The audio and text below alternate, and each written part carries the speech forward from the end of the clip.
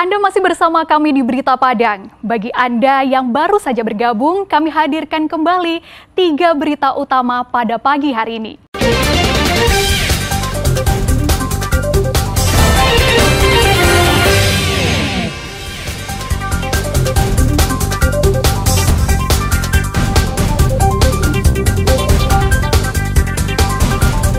Perampokan pasutri pedagang emas, suami tewas.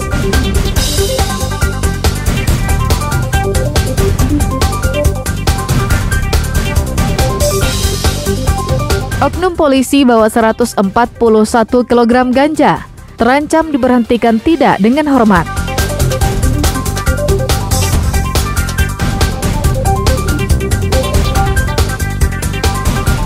Praktisi hukum desak Polresta Padang tuntaskan kasus rekayasa pencurian di sebuah klinik kecantikan.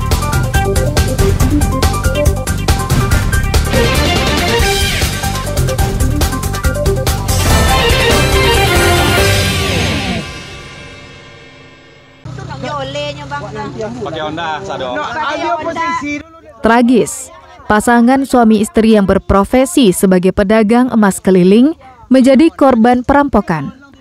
Perampokan itu terjadi saat korban berangkat dari rumahnya di kawasan Durian Tinggi menuju Pasar Malam Galugur, 50 Kota untuk berdagang emas keliling pada Jumat malam, pekan silam. Sewaktu korban tiba di kawasan Batu Sampi, Jalan Sialang Galugur, tiba-tiba pasangan suami istri ini, Reno dan Gita, dihentikan paksa oleh kawanan begal. Kedua korban langsung diseret dari sepeda motor. Sang suami berusaha mempertahankan barang bawaannya, namun pelaku langsung memukul kepalanya dengan benda tumpul, sambil menyeret korban ke dalam parit. Korban akhirnya meninggal dunia di tempat kejadian. Sementara itu, istrinya mengalami luka-luka.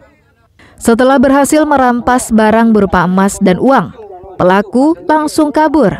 Korban akhirnya ditemukan oleh warga yang kebetulan melintas dan langsung memberi pertolongan. Itu sang suami sudah meninggal di tempat dan istri banyak luka bacok. Dengan kondisi yang ditepati, hampir kami tidak mengenal bagaimana siapa dia karena berlumuran darah. Tapi alhamdulillah dia dalam keadaan sadar.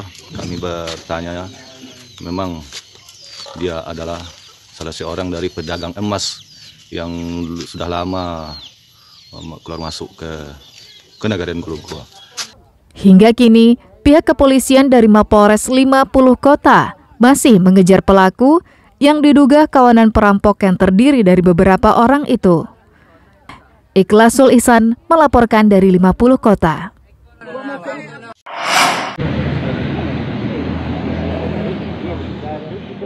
Oknum polisi pembawa 141 kg daun ganja kering yang ditangkap BNNP Sumatera Barat di Pasaman pada Senin pekan silam merupakan seorang polisi aktif yang berdinas di salah satu polsek di Sumatera Barat. Saat ditangkap, oknum polisi berpangkat Aibda ini tengah menjalani cuti kerja. Berdasarkan rekam jejaknya, pada tahun 2022 lalu, yang bersangkutan pernah mendapatkan hukuman disiplin berupa masuk sel selama 21 hari dan penundaan kenaikan pangkat dan demosi karena positif menggunakan narkotika. Hal itu terungkap pada konferensi pers Kabid Humas Polda Sumatera Barat pada Kamis malam pekan silam. Kepolisian daerah Sumatera Barat memastikan oknum polisi itu akan mendapatkan sanksi tegas berupa pemberhentian tidak dengan hormat. Hal itu akan dilakukan usai sidang kode etik kepolisian. Memang benar ya, pada hari Senin tanggal 29 April telah dilakukan penangkapan terhadap anggota Polres Padang Panjang dan masih aktif. Perintah Bapak Kapolda, setiap ada anggota yang melakukan pelanggaran narkoba, penyalahgunaan narkoba, ditindak tegas. Proses pidananya itu dilakukan oleh BNNP Sumbar, kemudian untuk proses kode etiknya nanti dari Propam Polda Sumbar.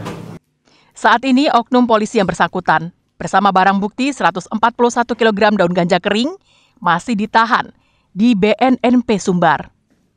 Sri Luis melaporkan dari Padang Panjang.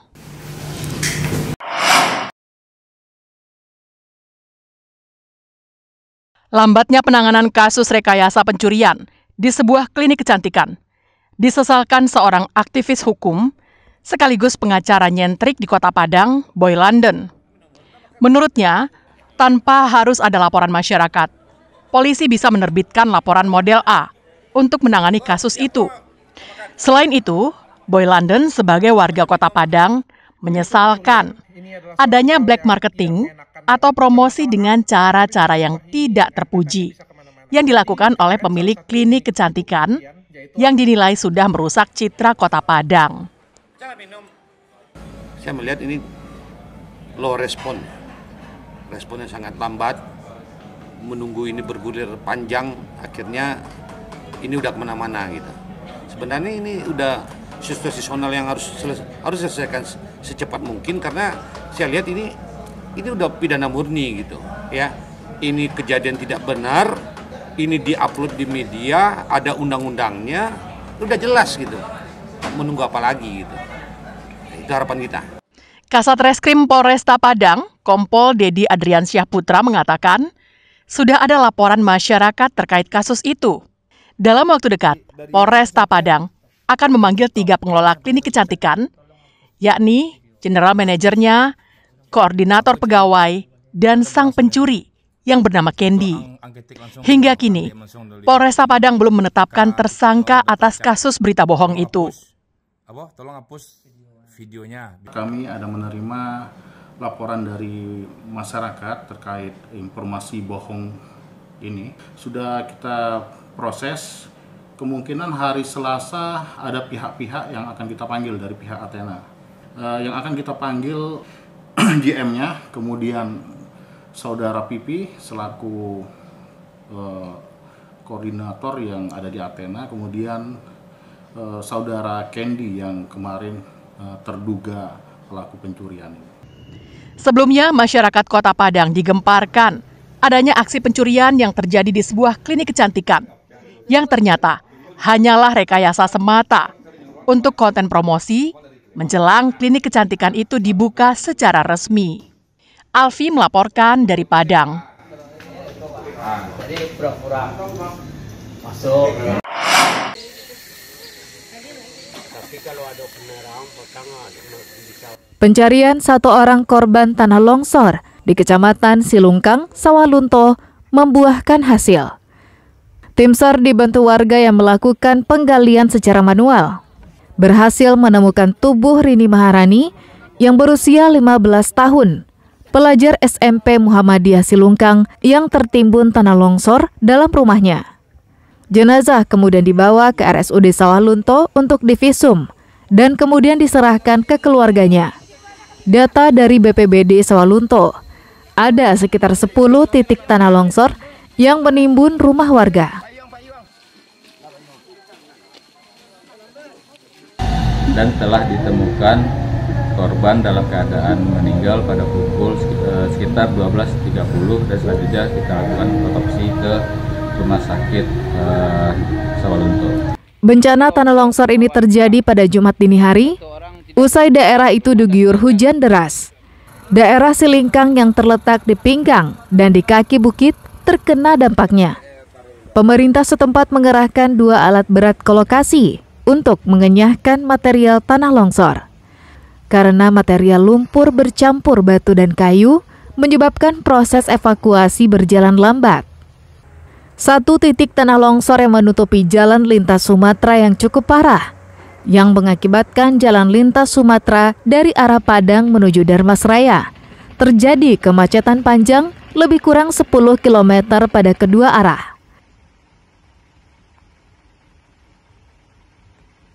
Kondisi sekarang memang kami lagi penanganan upaya pencarian korban yang belum, evakuasi korban yang belum ditemukan dan hilang dengan menggunakan 2 alat berat dari Dinas PU dan dari BPBD Kota Solo. Korban tanah longsor yang mengalami luka-luka dibawa ke RSUD Sawalunto. Eko Pangestu melaporkan dari Sawalunto.